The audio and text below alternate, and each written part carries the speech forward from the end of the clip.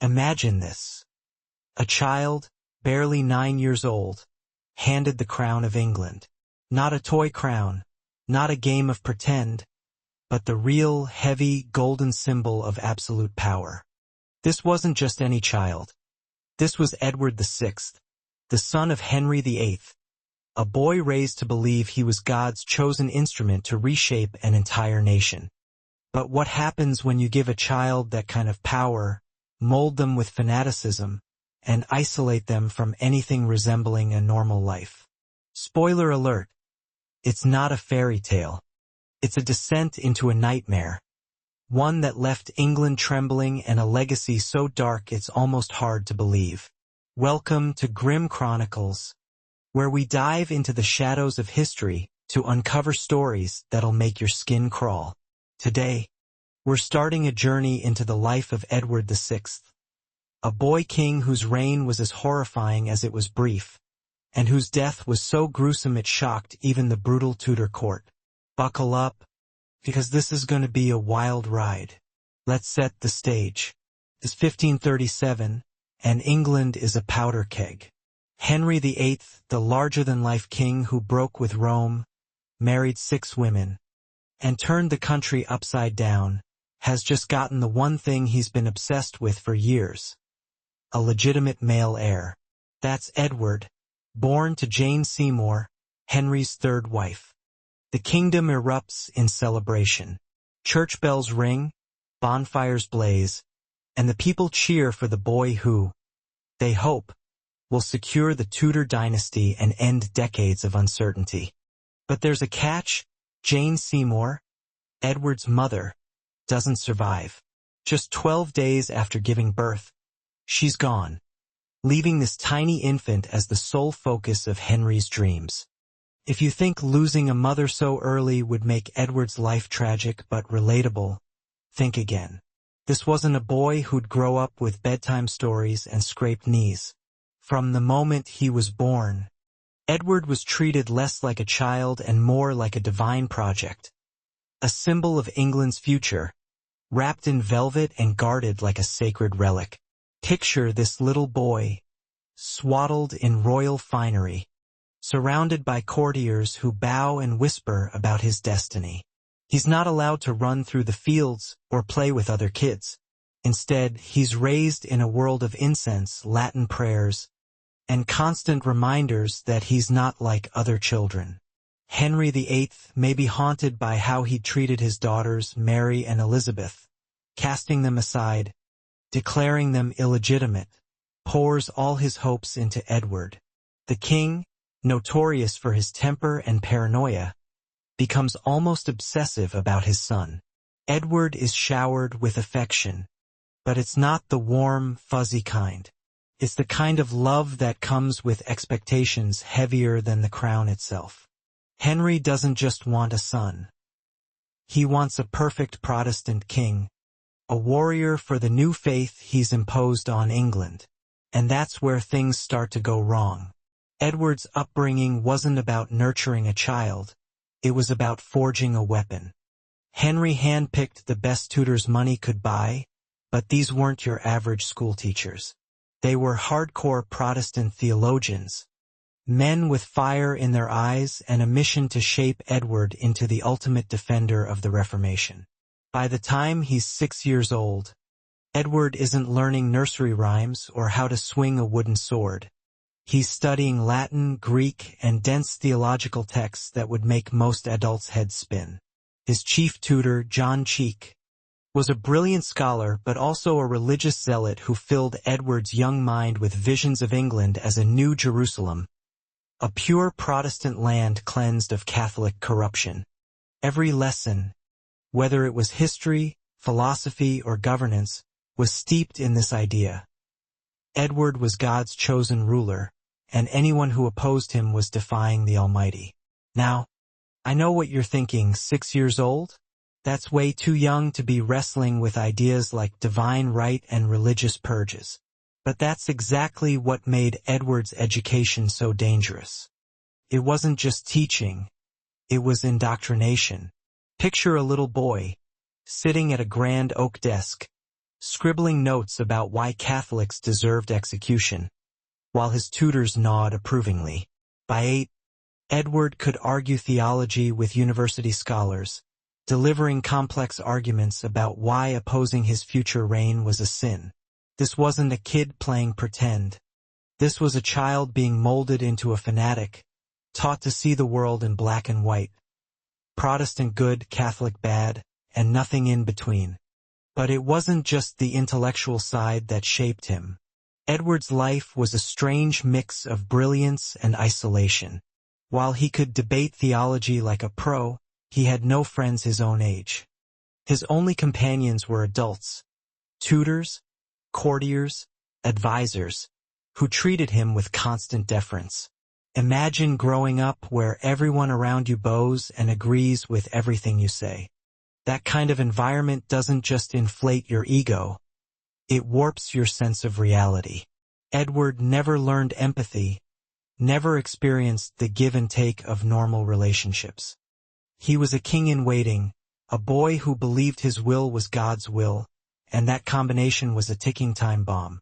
Let's fast forward to 1547. Henry VIII, the towering figure who reshaped England, is dead. At just 9 years old, Edward VI ascends the throne. The kingdom he inherits is a mess, fractured by religious conflict, with Catholics, moderate Protestants, and radical reformers all pulling in different directions. Henry's break with Rome had created the Church of England, but it didn't unify the country. It just lit the fuse for more division. Edward's Regency Council, led by his uncle Edward Seymour, Duke of Somerset, is supposed to guide the young king. But here's the thing. Edward isn't content to be a figurehead. This 9-year-old, raised on a diet of divine right and Protestant zeal, has ideas of his own, and they're not gentle ones. From the moment he takes the throne, Edward starts showing a side that shocks even the hardened courtiers of the Tudor court.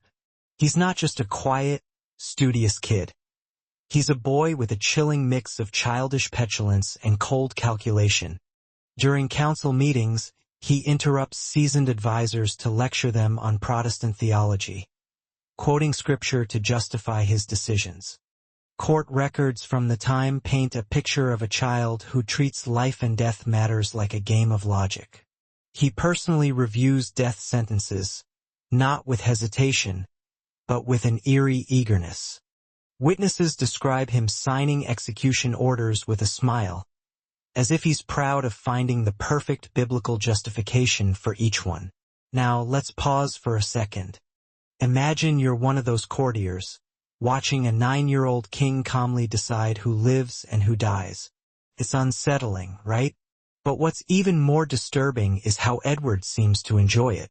His journals, which survive to this day, are filled with meticulous notes about executions and religious persecutions. He doesn't just sign off on punishments, he studies them, analyzing their effectiveness like a scientist conducting experiments. Servants even found sketches in his chambers, drawings of torture devices, annotated with Edward's thoughts on how well they'd work to extract confessions from heretics. This isn't the stuff of a normal childhood. While other kids his age were playing with wooden toys, Edward was designing ways to break human bodies in the name of faith. What makes this all the more chilling is how Edward's upbringing had stripped away any sense of normal human connection. He didn't see people as individuals with lives and feelings. He saw them as pieces on a chessboard, to be moved or sacrificed for his vision of a pure Protestant England. His tutors had done their job too well. They'd created a boy who believed any compromise with Catholicism was a betrayal of God, and that betrayal deserved the harshest punishment. When an advisor suggested letting some Catholic nobles worship privately, Edward didn't just disagree. He threw his inkwell at the man, screaming that God would curse England for such weakness. This wasn't just a tantrum. It was a glimpse into a mind that saw the world in absolutes, with no room for mercy. As Edward's reign begins, the court starts to notice something else. his complete lack of normal childhood joys.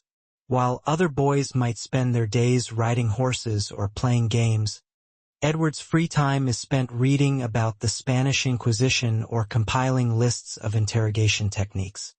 His journals reveal a boy who takes pleasure in the suffering of those he considers enemies of the faith. He writes about executions with the same detached curiosity he uses to describe the weather, noting the pain and fear of the condemned as if they're fascinating data points. This isn't just a king ruling with an iron fist. It's a child who's starting to look like something far darker. And as his reign progresses, that darkness is about to spread, pulling England into a storm of fear and fanaticism that nobody saw coming. If you're still reeling from that glimpse into Edward VI's chilling childhood, get ready, because his story is about to take an even darker turn. By 1547, Edward is 9 years old and sitting on the throne of England, a kingdom teetering on the edge of chaos. The religious fractures left by his father, Henry VIII, are like open wounds. Catholics, moderate Protestants, and radical reformers are all at each other's throats, and the air is thick with tension. Into this mess steps a boy who's been raised to believe he's God's chosen warrior, his head filled with fiery Protestant ideals and his heart eerily empty of empathy. His Regency Council, led by his uncle Edward Seymour, Duke of Somerset, is supposed to keep things under control, but Edward's not here to play puppet. This kid has plans, and they're anything but gentle. Let's dive into how this boy king starts tightening his grip on England, turning it into a place where fear and fanaticism rule. From the moment Edward takes the throne, he makes it clear he's not just a figurehead. Picture this: a grand council chamber filled with grizzled advisors who've survived the brutal politics of Henry VIII's court. They're debating taxes or border disputes, the usual business of running a kingdom.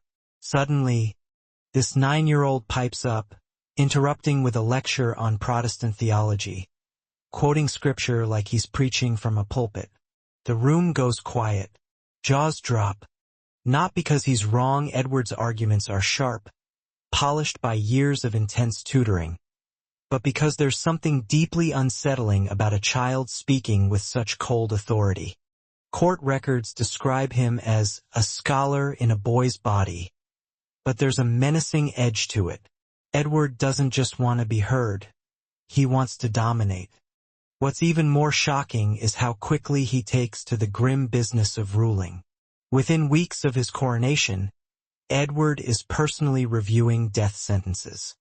Not just glancing at them, he's diving in, studying the charges, weighing the theological arguments for punishment. To him, it's not about justice. It's about purity. Anyone he deems a heretic, usually Catholics, but sometimes even moderate Protestants who don't share his firebrand vision, faces his wrath. Witnesses recount moments where Edward signs execution orders with a smile, as if he's solved a tricky puzzle. One courtier wrote, "The young king takes to matters of life and death as if they were a game, played with ink and parchment." That's not just chilling. It's the kind of thing that makes you question what's going on in this kid's head. These aren't just isolated incidents. Edward has what his advisors start calling religious tantrums. Imagine someone suggesting a compromise, like letting a few Catholic nobles worship in private to keep the peace.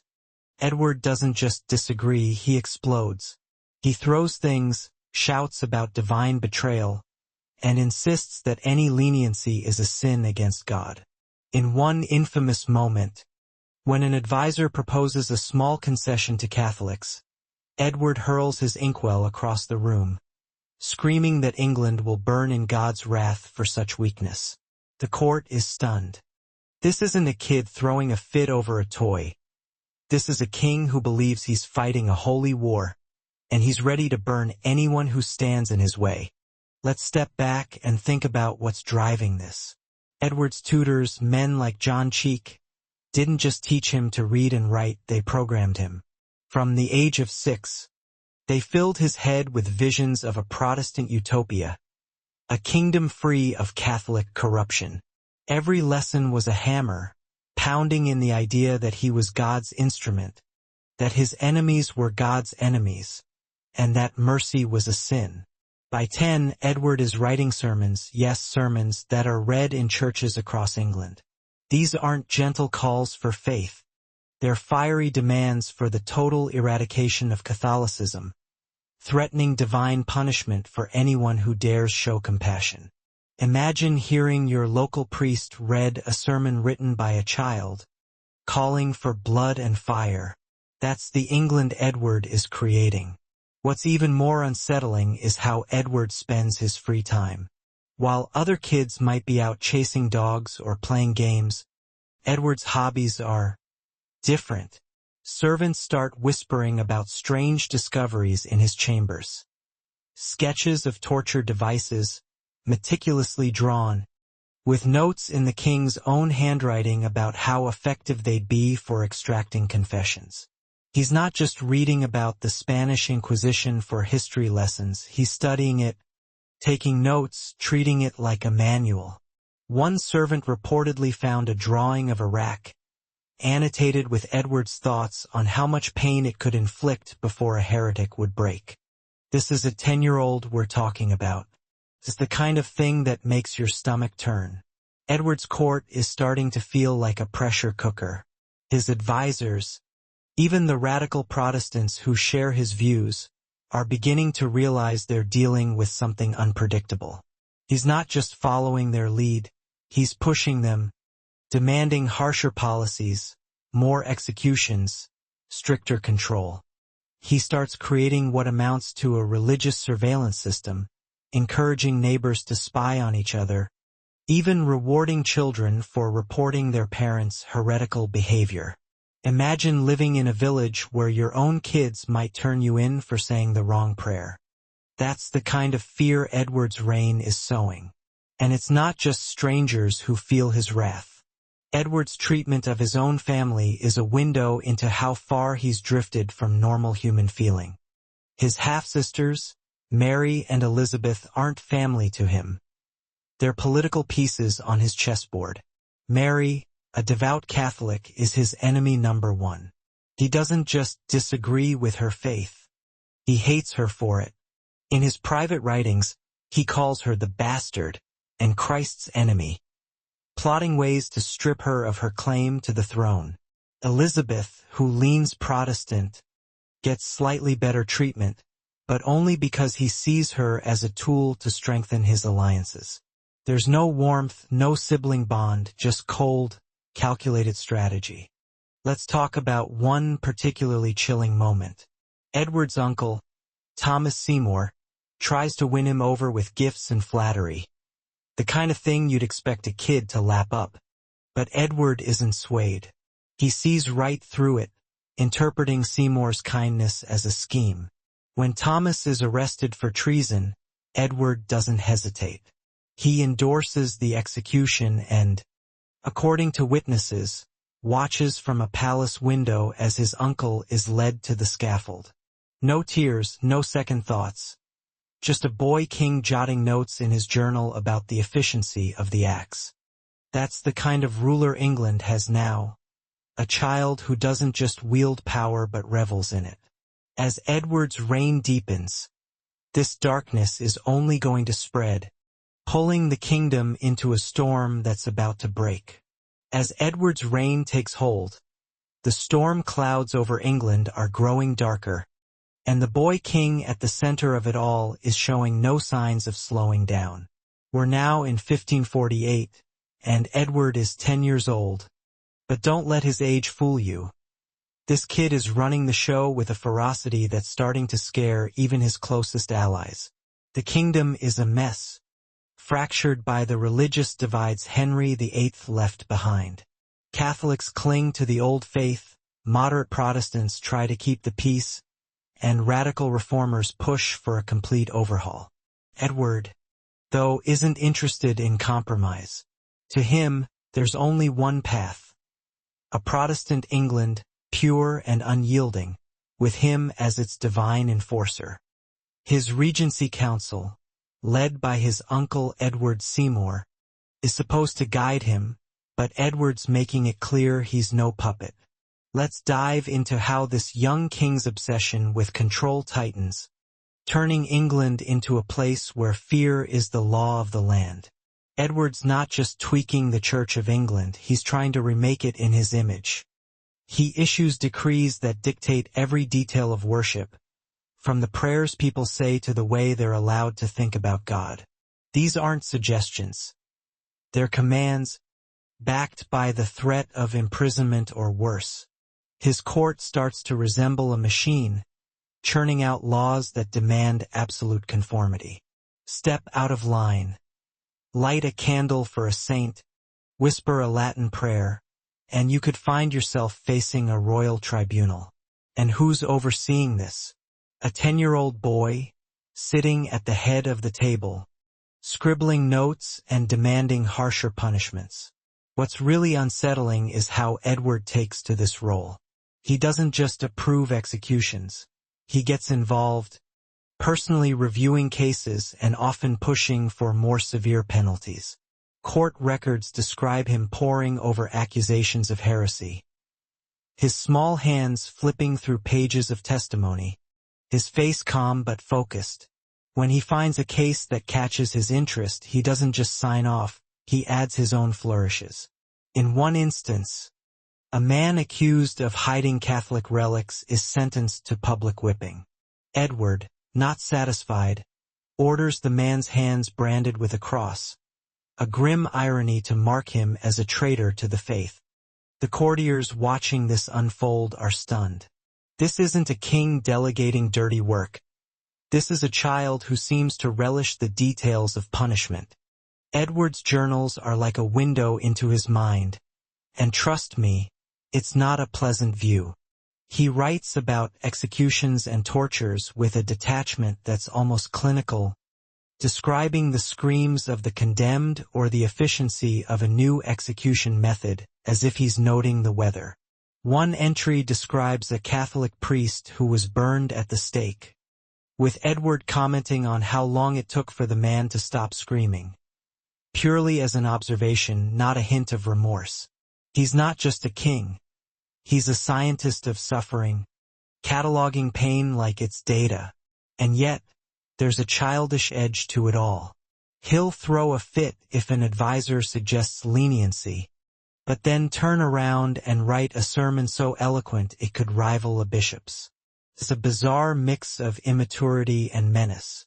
The court is starting to feel like a pressure cooker, and Edward's not helping. He creates a system of informants, encouraging ordinary people to report their neighbors for any sign of Catholic sympathy. Children are rewarded for turning in their parents, servants for snitching on their masters.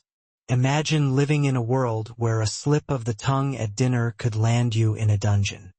Edward loves reading these reports, summoning informants to court to hear every detail. He listens with a kind of grim satisfaction, his young face lighting up as he hears about another heretic caught in his net. One courtier wrote, "The king takes pleasure in the terror of his subjects, as if their dread is proof of his divine favor." That's the kind of ruler England has now. But it's not just the common folk who feel Edward's wrath. His own court isn't safe. He starts punishing servants for the smallest infractions, not with a slap on the wrist but with elaborate humiliations. In one case, a page who accidentally spills wine on Edward's papers is forced to stand in the palace courtyard, while courtiers pelt him with rotten food. Edward watches from a window, not angry but delighted, scribbling notes about the boy's reactions. It's like he's conducting an experiment, testing how much shame a person can endure. When a kitchen maid is flogged to death for allegedly reciting Catholic prayers, Edward's only comment is that the punishment was more effective than expected. No regret, no second thoughts, just a cold assessment of results. Edward's treatment of his family is even more telling. His half-sister Mary, a devout Catholic, is his obsession. He doesn't just see her as a rival. He sees her as the embodiment of everything he's fighting against. In his private writings, he calls her vile names, plotting ways to discredit her or worse. He spends hours with his advisors, drafting legal arguments to declare her illegitimate or accuse her of heresy. Grounds for execution. This isn't just politics. It's personal. Edward's hatred for Mary is so intense it alarms even his most loyal supporters. They see a boy king who doesn't just want to rule. He wants to destroy. Elizabeth, his other sister, gets slightly better treatment, but only because she's Protestant and therefore useful. Edward doesn't love her. He calculates her value, already planning her marriage to secure alliances. To him, family is just another tool in his holy war. As the kingdom buckles under his relentless reforms, the cracks are starting to show. Not just in England, but in Edward himself. Those cracks in Edward's reign are starting to widen, and by 1550, England is feeling the full weight of a boy king who's anything but ordinary. Edward is 11 now, and his grip on the kingdom is tighter than ever, but it's a grip that's squeezing the life out of his subjects.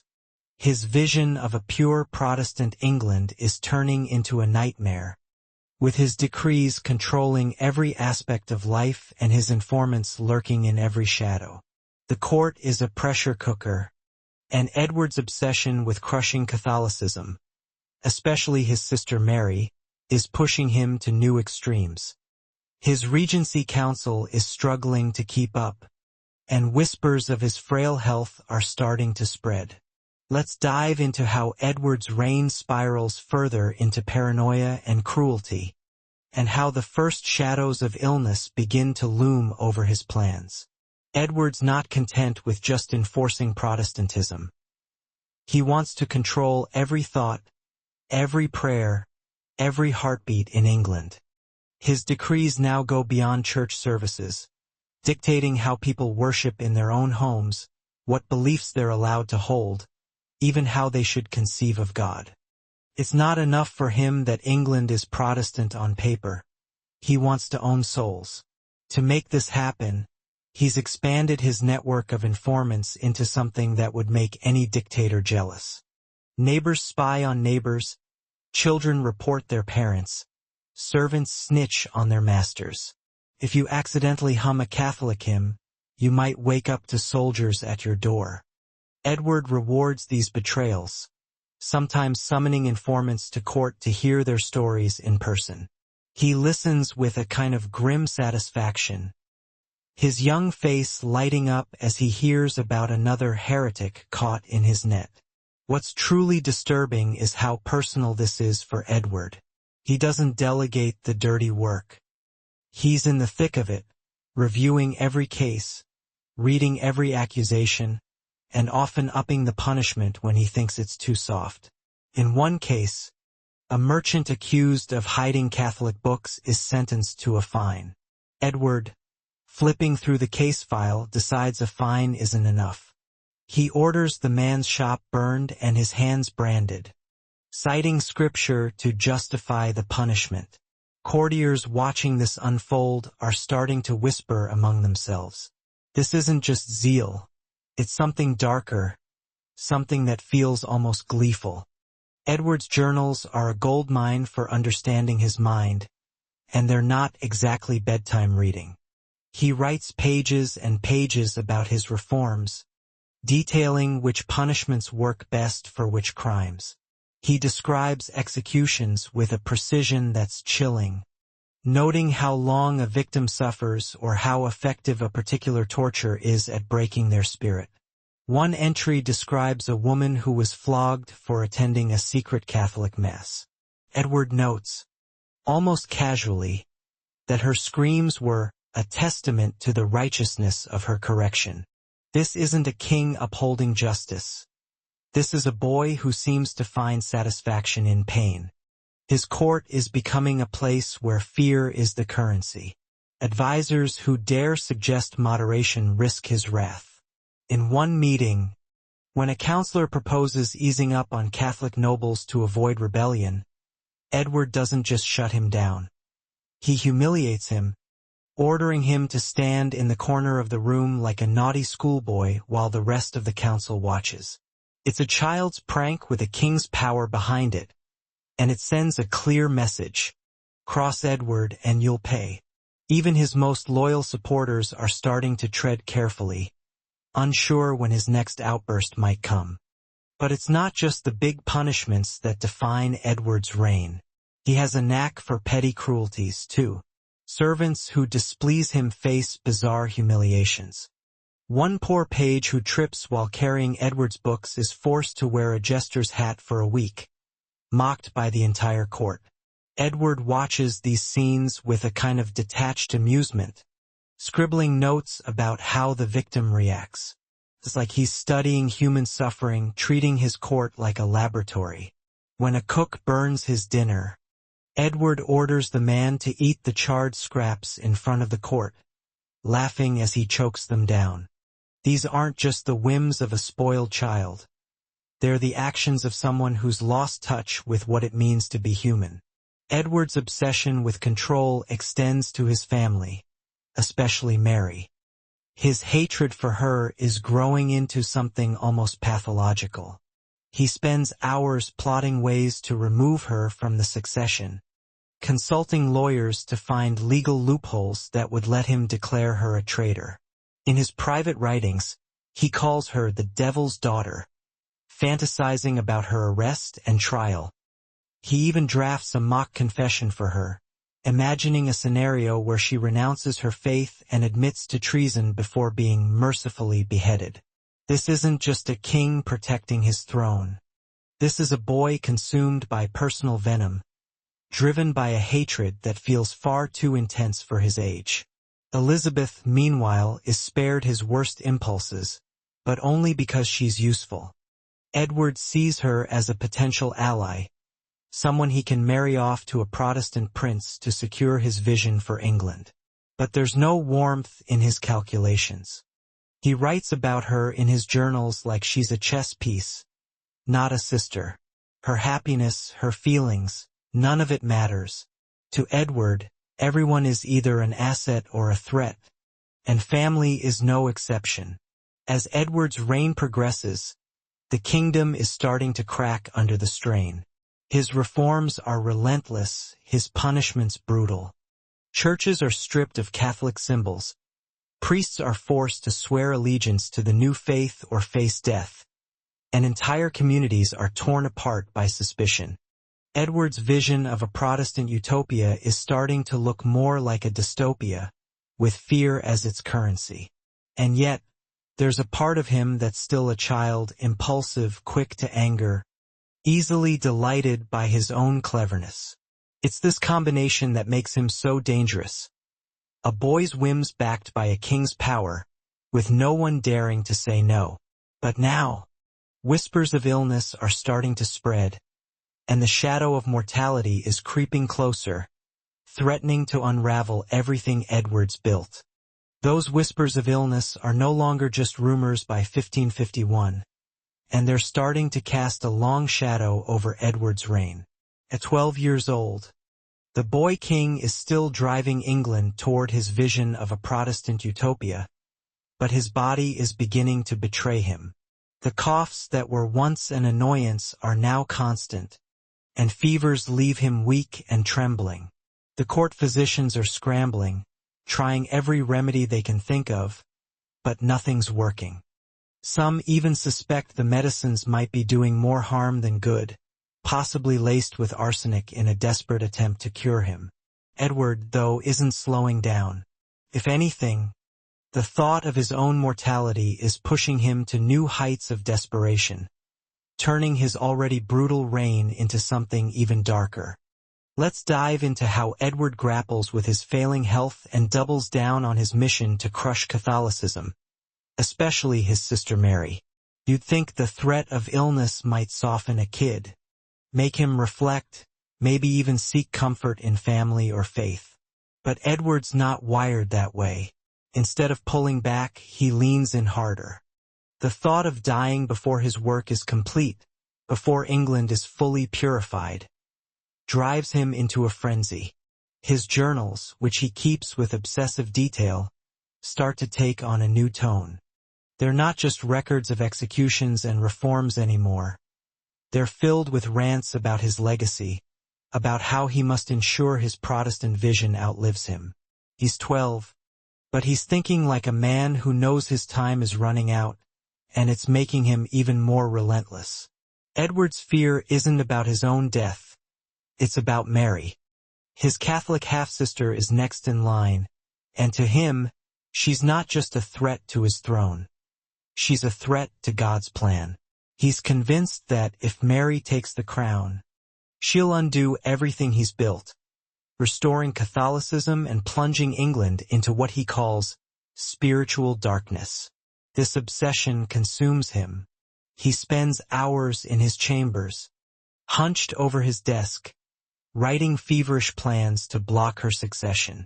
He consults Protestant lawyers, poring over legal texts to find ways to declare her illegitimate or accuse her of treason. His writings from this time are chilling, page after page of scenarios where Mary is arrested, tried, and executed, complete with detailed charges and even a scripted confession where she begs for mercy before being beheaded. This isn't just politics. It's a personal vendetta, fueled by a hatred that feels almost unhinged. Edward's court is starting to feel the strain of his obsession. His advisors, even the radical Protestants who share his views, are getting uneasy. They see a boy who's not just zealous but erratic, his moods swinging from icy calculation to explosive rage. In one council meeting, when an advisor suggests negotiating with Catholic nobles to avoid rebellion, Edward flies into a fury, accusing the man of betraying God. He orders the advisor stripped of his titles and banished from court, a punishment so harsh it shocks even his supporters. The message is clear. Loyalty to Edward means total submission, no questions asked. But Edward's not just cracking down on his advisors. His punishments are getting more creative and more cruel. He starts designing penalties that aren't just about justice but about spectacle.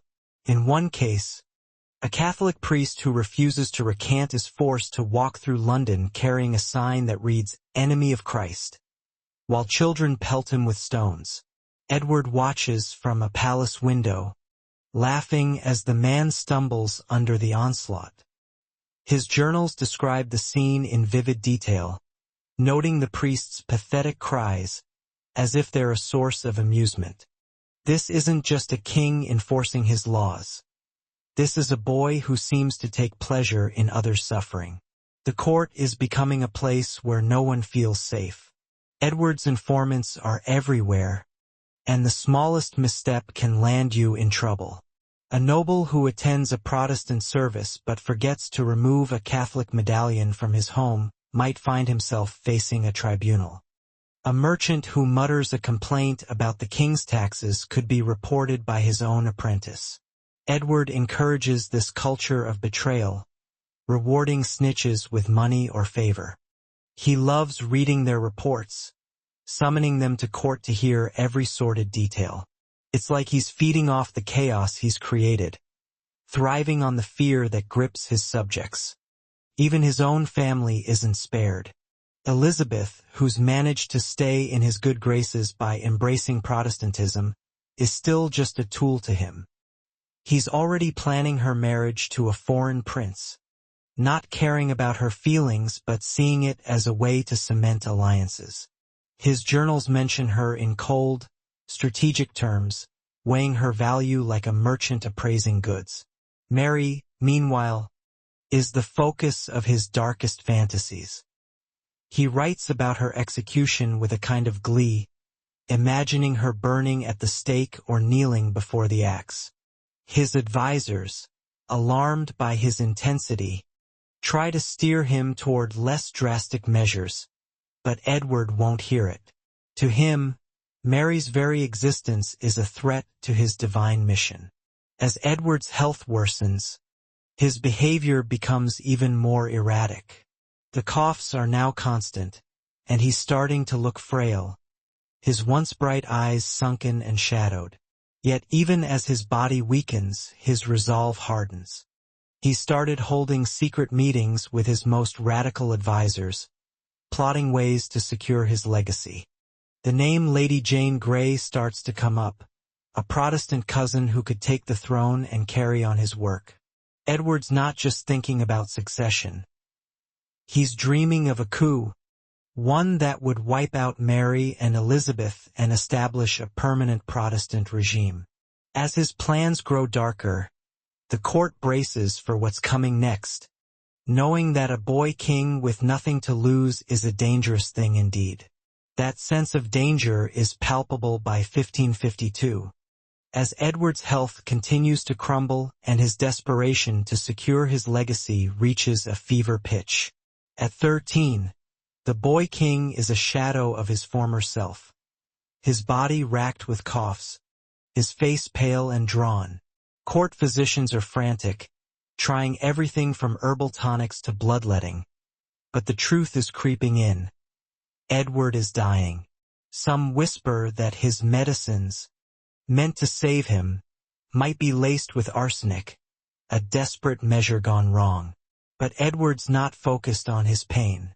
His mind is fixed on ensuring his Protestant vision outlives him, and the thought of his Catholic sister Mary taking the throne is like a dagger in his heart.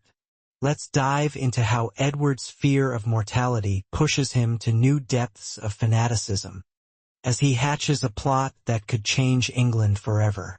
Edward's fear of Mary isn't just political, it's personal, almost obsessive. He spends hours in his chambers, hunched over his desk, writing feverish plans to block her succession. His journals are filled with venom, calling her the enemy of Christ and a stain on England's soul. He drafts legal arguments to declare her illegitimate, consults with Protestant lawyers to build a case for treason, and even imagines her public execution in vivid detail. One chilling entry describes a fantasy where Mary is forced to walk through London, branded as a heretic, before being burned at the stake. Edward's not just planning a succession. He's plotting a purge, and Mary is at the top of his list. But Edward's not stopping at Mary. He's starting to see threats everywhere. His other sister, Elizabeth, is spared his worst impulses because she's Protestant, but even she's just a pawn in his game. He's already plotting her marriage to a foreign prince, not out of care but to lock in Protestant alliances. His advisors, his nobles, even his servants, nobody's safe from his scrutiny. Edward's created a court where loyalty isn't enough. You have to prove your devotion to his vision every single day. One wrong word, one hint of hesitation, and you could find yourself out of favor or worse.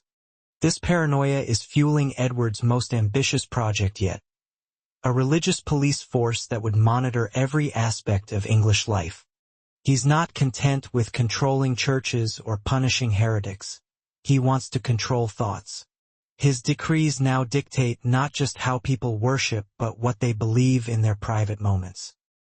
He's issued laws prescribing exact prayers, banning any trace of Catholic ritual, and demanding that every subject conform to his version of Protestantism. To enforce this, he's expanded his network of informants, turning England into a surveillance state. Neighbors spy on neighbors, children report their parents, and even priests aren't safe from scrutiny. Edward rewards these betrayals with money or titles, creating a culture where trust is a luxury nobody can afford.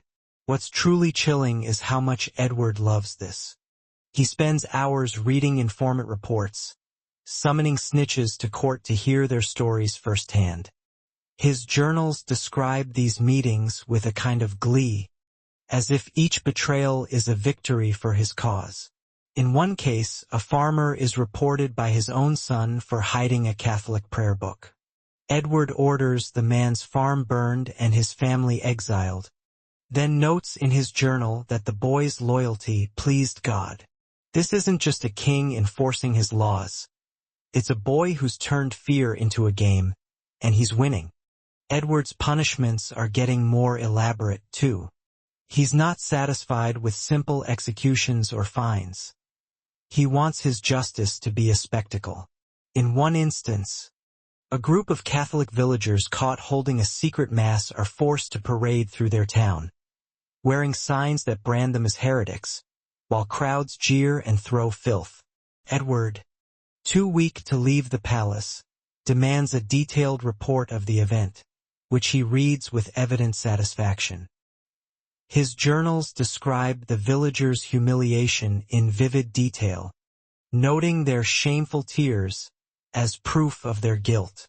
It's like he's directing a twisted play, with England as his stage and suffering as his art. But the court is starting to crack under the pressure. Edward's advisors, even the radical Protestants who helped shape his vision, are getting nervous. They wanted a Protestant king, not a tyrant who seems to revel in cruelty. Some try to steer him toward moderation, suggesting compromises to avoid rebellion. But Edward shuts them down with a fury that's both childish and terrifying. In one meeting, when an advisor warns that his harsh policies could spark an uprising, Edward slams his fist on the table and screams that rebellion is God's punishment for weakness. The advisor is banished, and the rest of the council learns to keep their mouths shut. As Edward's health deteriorates, his desperation grows. He started holding secret meetings with his most trusted allies, men like John Dudley, Duke of Northumberland, who share his radical vision. Together, they're hatching a plan that's as bold as it is brutal. A coup to bypass Mary and Elizabeth entirely. The centerpiece of this plot is Lady Jane Grey, Edward's Protestant cousin, who they see as the perfect figurehead for a new, ultra-Protestant regime. Edward throws himself into the scheme with a fervor that alarms even Dudley. He drafts lists of Catholic nobles to be arrested, their lands seized, their families punished. He sketches out laws for a permanent religious police force, one that would root out heresy for generations. His handwriting, shaky from illness, fills pages with these plans, each one more extreme than the last. As Edward races against time, his vision for England is becoming a blueprint for tyranny, and the kingdom braces for what's coming next. That blueprint for tyranny is coming into sharp focus by early 1553, as Edward's health continues to spiral and his desperation to secure his legacy reaches a breaking point. At 15, he's a ghost of the boy he once was. His cough's relentless, his body frail, his skin taking on a sickly pallor. Court physicians are at their wits' end, their remedies doing more harm than good, and some whisper that the medicines might be tainted with arsenic. A desperate attempt to save him gone horribly wrong. But Edward's not focused on his suffering. His mind is consumed with one thing, ensuring his Protestant vision survives no matter the cost. The thought of Mary, his Catholic sister, taking the throne is unbearable, and it's driving him to new depths of fanaticism. Let's dive into how Edward's final months push him to the edge, as his plans grow darker and his body betrays him. Edward's fear of Mary has grown into something almost unhinged. His journals, now written in a shaky hand, are filled with rants about her wickedness and treachery. He spends hours plotting her downfall, drafting plans for her arrest, trial, and execution. One chilling entry imagines her being dragged to the scaffold, forced to confess her sins before a crowd, while Edward watches from above. He's not just planning to secure the throne. He's dreaming of her destruction, fueled by a hatred that's as personal as it is political. His advisors, even the radical Protestants who share his views, are starting to worry. They see a boy who's not just fighting for his faith but losing himself to it. But Edward's not stopping at Mary. His vision for England is becoming a blueprint for a Protestant dictatorship. He's working closely with John Dudley, Duke of Northumberland, on a coup to bypass both Mary and Elizabeth and install Lady Jane Grey as Queen. This isn't just a succession plan, it's a revolution. Edward envisions a new England, one where Catholicism is eradicated, its nobles executed, their lands seized, and a permanent religious police force ensures total conformity. His journals are filled with lists, names of Catholic nobles to be arrested, properties to be confiscated, laws to be enacted. He writes with a fervor that's almost manic, as if he's trying to pour a lifetime's work into the months he has left. What's truly terrifying is how detailed these plans are. Edward doesn't just want to secure the throne for Jane. He wants to reshape England forever. He drafts decrees for mass executions, imagining entire families wiped out to cleanse the kingdom. He sketches out a system of informants that would make the Spanish Inquisition look tame, with spies in every village, every church, every home. He even plans rewards for those who turn in their neighbors, creating a cycle of betrayal that would keep England in fear for generations. His advisors, even the hardliners, are starting to balk. They wanted a Protestant king, not a dictator who dreams of religious genocide. Edward's court is now a place where no one feels safe. His punishments are growing more brutal, designed to send a message. In one case, a Catholic noble who refuses to renounce his faith is sentenced to be drawn and quartered, his body parts displayed across London as a warning. Edward, too weak to attend, demands a detailed account, which he reads with a kind of grim satisfaction. His journals describe the noble's suffering in vivid detail, noting the righteous terror it inspired in onlookers. This isn't just justice, it's theater, with Edward as the director, staging scenes of pain to enforce his will. Even his own family isn't spared. Elizabeth, who's managed to stay on his good side by embracing Protestantism, is still just a tool. Edward's planning her marriage to a Protestant prince, not for her sake but to secure his alliances. His journals mention her in cold, calculated terms, weighing her value like a merchant assessing livestock. Mary, meanwhile, is the focus of his darkest fantasies. He spends hours drafting scenarios for her trial, imagining her begging for mercy before the axe falls. His advisors try to steer him toward less drastic measures, but Edward's hatred is too deep. To him, Mary's death is the cornerstone of his legacy. As Edward's health worsens, his behavior becomes even more erratic. He started having fevered episodes, ranting about Protestant martyrs and the need to purge England. His physicians think it's delirium, but Edward insists these are divine visions, messages from God urging him to act. He holds secret meetings with his most radical allies, plotting the coup with a fervor that alarms even Dudley. These meetings are intense, with Edward driving the conversation despite his weakness. He's frail, barely able to hold a quill, but his voice is sharp, his eyes burning with purpose. His advisors are both awed and terrified, unsure whether they're following a visionary or a madman. The court is a nest of paranoia now. Advisors whisper about the king's strange behavior, his late-night rants, his obsession with lists of names. Servants are terrified to enter his chambers, where they find him hunched over his desk, muttering about God's wrath. Even the radical Protestants who helped shape him are starting to question whether they've created a monster. But Edward's not slowing down. If anything, his illness is making him more determined, as if he's racing against death itself. As the spring of 1553 fades, the kingdom braces for what's coming, knowing that a boy king with nothing to lose is a dangerous force indeed. That dangerous force is now unstoppable, as spring 1553 sees Edward VI pushing his plans to a terrifying new level. At 15, he's a shadow of the boy he once was. His body ravaged by illness, his skin greenish, his hair and nails falling out.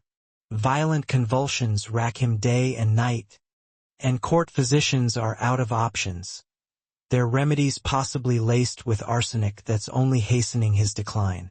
Modern historians suspect a deadly mix of tuberculosis and poisoning, a cruel irony for a king who's poisoned England with his relentless purges. But Edward's not thinking about his suffering. His mind is fixed on ensuring his Protestant vision survives. And his fear of Mary taking the throne is driving him to the edge of madness. Let's dive into how Edward's final months see his plans grow darker, as his body betrays him and his court trembles under his wrath. Edward's obsession with Mary has reached a fever pitch.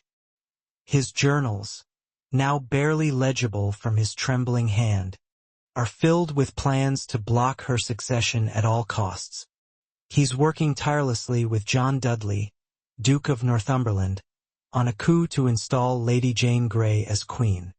This isn't just a succession plan, it's a blueprint for a Protestant dictatorship, complete with mass executions, property seizures, and a permanent religious police force.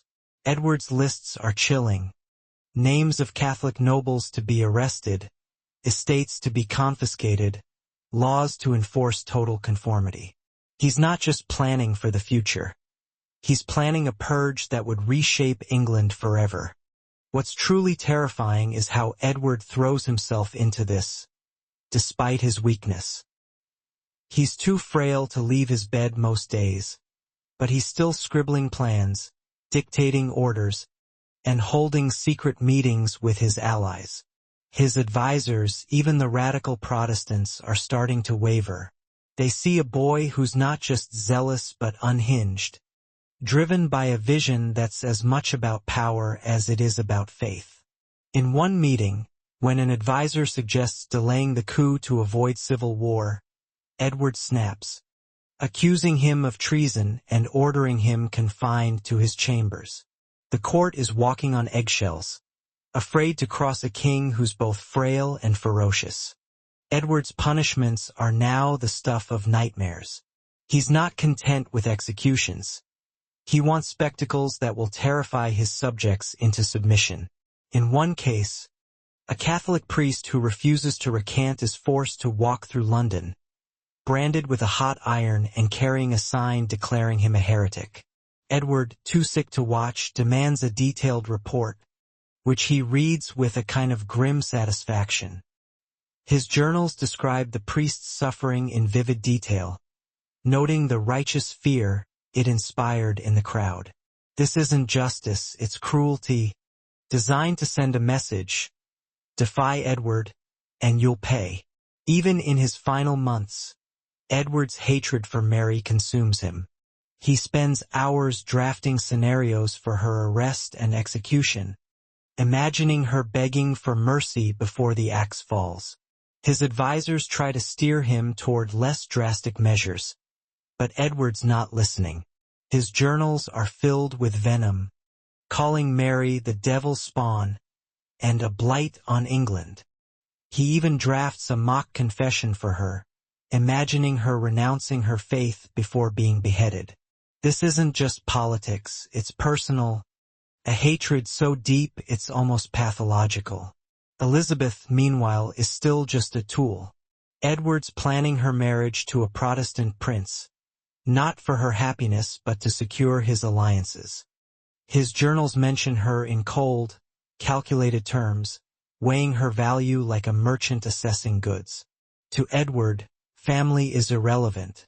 Everyone is either an ally or an enemy, and he's determined to crush the latter. As Edward's condition worsens, his behavior becomes even more erratic. He started having fevered episodes, ranting about Protestant martyrs and divine visions. His physicians think it's delirium, but Edward insists these are messages from God, urging him to complete his work. He holds secret meetings with his allies, pushing the coup forward with a fervor that alarms even Dudley.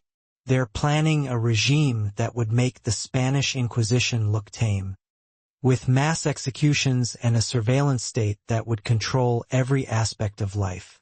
Edward's handwriting, now barely legible, fills pages with these plans, each one more extreme than the last. The court is a place of dread now.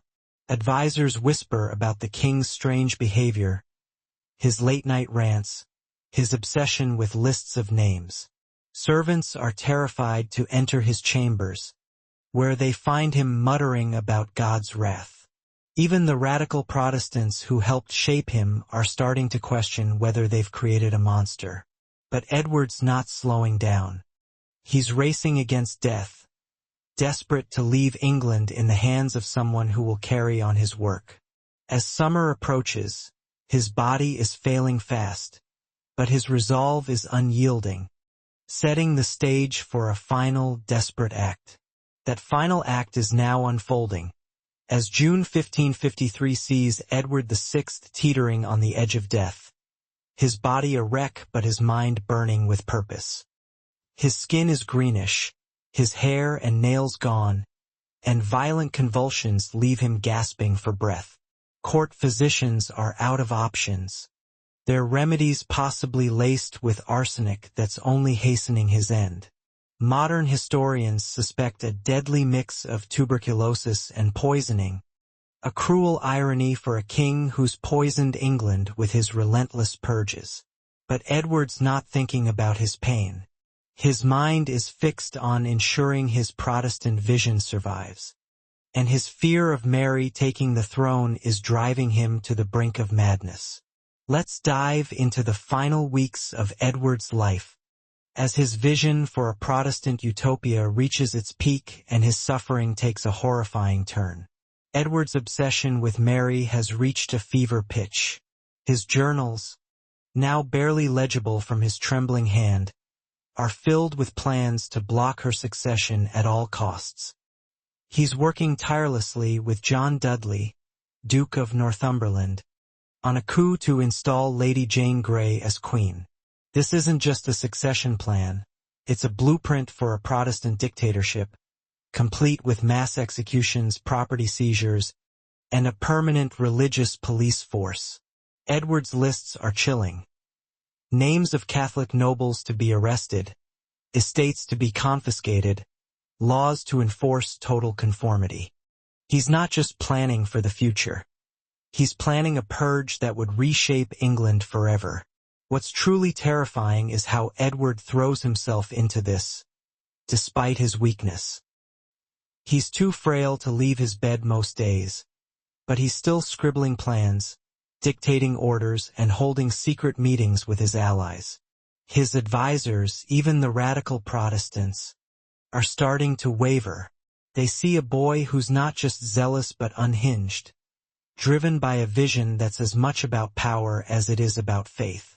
In one meeting, when an advisor suggests delaying the coup to avoid civil war, Edward snaps, accusing him of treason and ordering him confined to his chambers. The court is walking on eggshells, afraid to cross a king who's both frail and ferocious. Edward's punishments are now the stuff of nightmares. He's not content with executions. He wants spectacles that will terrify his subjects into submission. In one case, a Catholic priest who refuses to recant is forced to walk through London, branded with a hot iron and carrying a sign declaring him a heretic. Edward, too sick to watch, demands a detailed report, which he reads with a kind of grim satisfaction. His journals describe the priest's suffering in vivid detail, noting the righteous fear it inspired in the crowd. This isn't justice, it's cruelty, designed to send a message. Defy Edward, and you'll pay. Even in his final weeks, Edward's hatred for Mary consumes him. He spends hours drafting scenarios for her arrest and execution, imagining her begging for mercy before the axe falls. His advisors try to steer him toward less drastic measures, but Edward's not listening. His journals are filled with venom, calling Mary the devil's spawn and a blight on England. He even drafts a mock confession for her, imagining her renouncing her faith before being beheaded. This isn't just politics, it's personal, a hatred so deep it's almost pathological. Elizabeth, meanwhile, is still just a tool. Edward's planning her marriage to a Protestant prince, not for her happiness but to secure his alliances. His journals mention her in cold, calculated terms, weighing her value like a merchant assessing goods. To Edward, family is irrelevant. Everyone is either an ally or an enemy, and he's determined to crush the latter. As Edward's condition worsens, his behavior becomes even more erratic. He started having hallucinations, ranting about Protestant martyrs and divine visions. His physicians think it's delirium, but Edward insists these are messages from God, urging him to complete his work. He holds secret meetings with his allies, pushing the coup forward with a fervor that alarms even Dudley. They're planning a regime that would make the Spanish Inquisition look tame, with mass executions and a surveillance state that would control every aspect of life. Edward's handwriting, now barely legible, fills pages with these plans, each one more extreme than the last. The court is a place of dread now. Advisors whisper about the king's strange behavior, his late-night rants, his obsession with lists of names. Servants are terrified to enter his chambers, where they find him muttering about God's wrath. Even the radical Protestants who helped shape him are starting to question whether they've created a monster. But Edward's not slowing down. He's racing against death, desperate to leave England in the hands of someone who will carry on his work. As July approaches, his body is failing fast, but his resolve is unyielding, setting the stage for a final, tragic end. That tragic end is now upon us, as July 1553 sees Edward VI facing his final days. His body a wreck but his mind burning with purpose. His skin is greenish, his hair and nails gone, and violent convulsions leave him gasping for breath. Court physicians are out of options, their remedies possibly laced with arsenic that's only hastening his end. Modern historians believe Edward was suffering from a deadly mix of tuberculosis and poisoning, a cruel irony for a king who's poisoned England with his relentless purges. But Edward's not thinking about his pain. His mind is fixed on ensuring his Protestant vision survives, and his fear of Mary taking the throne is driving him to the brink. Let's dive into the final chapter of Edward's life, as his gruesome death and the collapse of his plans leave a legacy that shocks England to its core. Edward's final weeks are a frenzy of desperation. He's too weak to leave his bed, but he's still scribbling plans, dictating orders, and holding secret meetings with his allies.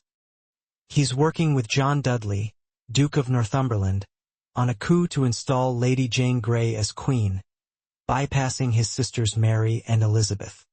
This isn't just a succession plan, it's a blueprint for a Protestant dictatorship, complete with mass executions, property seizures, and a permanent religious police force.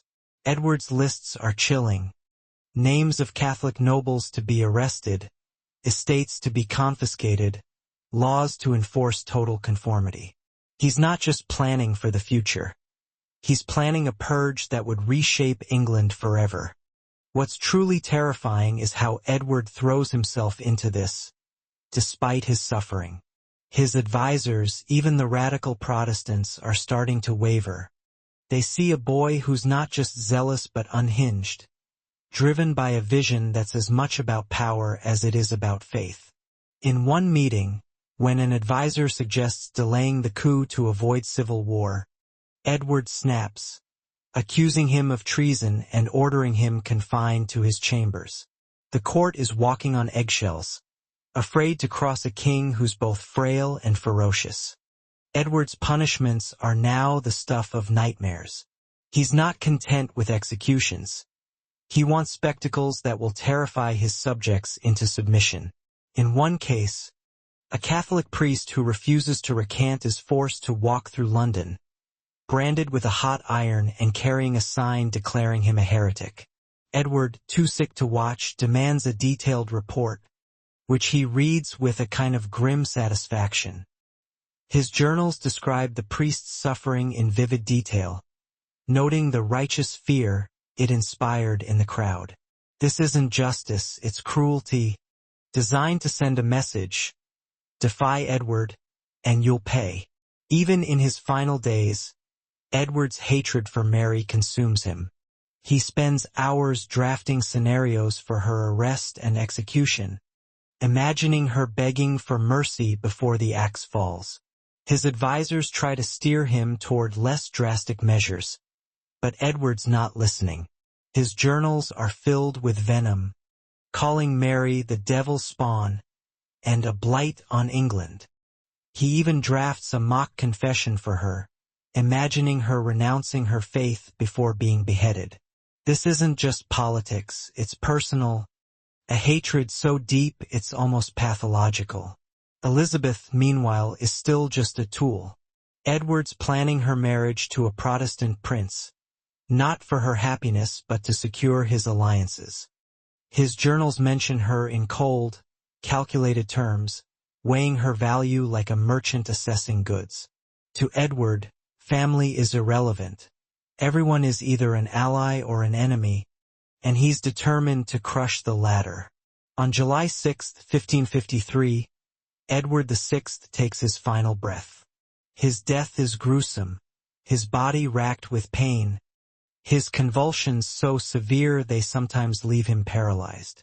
Witnesses describe a boy who was once handsome now reduced to a grotesque shell, his skin greenish, his body emitting a foul stench. But even in his final moments, Edward's not seeking peace. His last words are not of forgiveness or love but of hatred, cursing Mary and praying for God to protect his Protestant England. The courtiers around him are silent, some relieved, others too afraid to speak. The boy who was hailed as England's savior has become its nightmare, and his passing is a release from the terror he's sown. The aftermath is chaos. Edward's coup unravels almost instantly. Without his relentless will driving it, his allies scatter. Lady Jane Grey, the intended queen, is left with little support as nobles abandon the plot. Mary, with surprising speed, rallies both Catholics and moderate Protestants, who are horrified by the extremism of Edward's reign. She takes the throne, and Edward's vision crumbles. His legacy, meant to be a Protestant utopia, instead strengthens Catholicism, as his brutal policies alienate even his own supporters. Moderate Protestants, sick of the purges, turn to Mary as a safer choice, a bitter irony for the boy who saw himself as their champion. Edward's reign is a stark warning about the dangers of absolute power, especially in the hands of a child. His tutors created a brilliant mind but a moral void, a boy who could argue theology but had no empathy. His isolation, his belief in his divine mandate, and his unchecked authority turned him into something monstrous. Historians now see him not as a frail pawn but as a ruler who reveled in cruelty. His journals a chilling record of a child psychopath with a crown. What's the lesson here? Edward's story shows us that evil can come from the most unexpected places. It's not always corrupt advisors or foreign enemies. Sometimes, it's the ruler themselves, shaped by a system that gives them too much power too soon. His reign is a reminder of what happens when ideology trumps humanity. When a child is taught to see the world as a battlefield and himself as God's soldier. England survived Edward, but it paid a heavy price, and his legacy is one of fear, not salvation. That's the end of Edward VI's tale, but it's not the end of Grim Chronicles. If this story shook you as much as it did me, hit that subscribe button, ring the bell, and drop a comment below. Tell us what you think of Edward's reign, Or what dark historical tale you want us to dive into next? Want more stories that uncover the shadows of the past? We've got plenty coming your way. This is Grim Chronicles signing off. Until next time, keep exploring the shadows.